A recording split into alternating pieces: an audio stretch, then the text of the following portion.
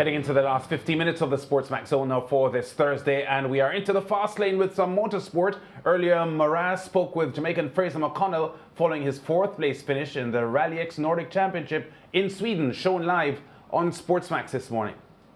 All right, Fraser, happy to be talking to you for a second time. 4th place finish today, let's reflect a bit on that.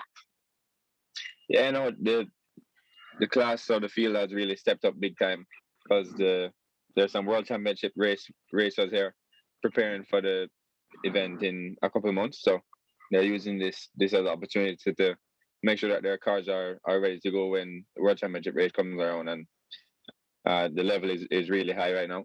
And we were able to get up to speed quite quickly and be on the same pace as them, which is really encouraging because that's showing that we have world championship pace, and it's not one of the most difficult track to drive in the championship now, and to be able to keep up with these guys on their home turf is really encouraging.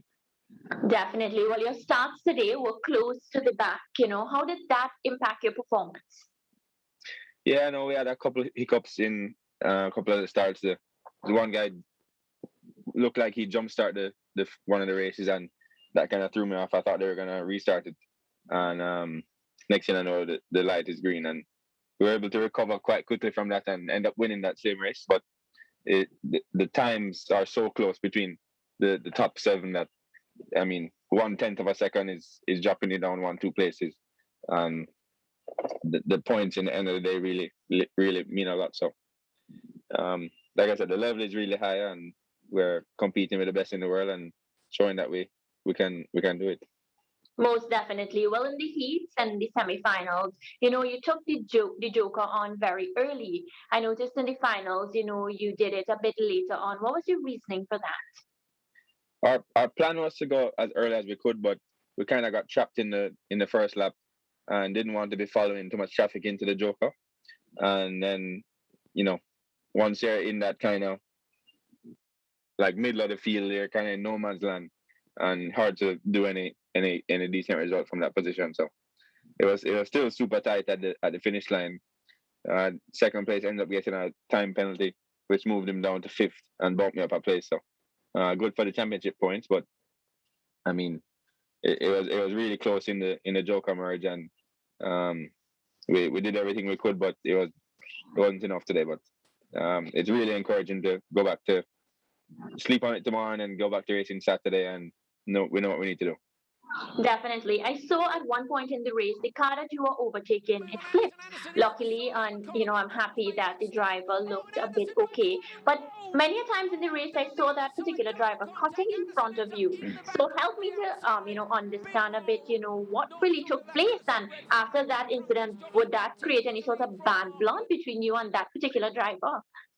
No, for sure. I've checked up on him already with his team, and he seems to be doing okay. They took him to the hospital to do some checks, but he didn't really have the pace, and I tried to go around him on his outside, and he tried to defend his line and drive me out of the track. So I took him back on the inside, and I think he must have gotten a little out of joint when he came into the side of me there and had a pretty nasty crash. But hoping he's doing okay, and it looks like a pretty expensive repair bill, but you never want to see that happen, and I'm wishing him a speedy recovery. Definitely. Well, the Jamaica Tourism Board, one of your latest sponsors, of course, that sets you up really, really well.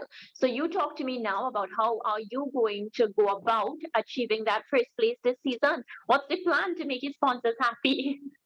No, I mean, I can't thank all the sponsors that have come on board. The most recent one being Jamaica Tourist Board and Tiger Power batteries. And, everyone putting their trust in me and having that faith that I can represent them at an international level with, what I think to be I'm doing my best to represent them and make them look good. And in terms of the racing, the margins are so small that you have to be perfect. Everyone is good, but it's who makes the least mistakes, and we know what we need to do. So Saturday should be good. Tomorrow, looking forward to tomorrow, having a relaxing day and get a sleep in and forget about racing for a little bit and go into Saturday with a clear head. I see what you did there, though. We know what we need to do without giving away too much. So I that's don't good. know who's watching. I don't know who's watching. No, you're right. That's very smart. So I'm a Trinidadian living in Jamaica, and I know how the rest of the world love Jamaicans. So you talk Mm. to me now about how the rest of the participants received you as a Jamaican.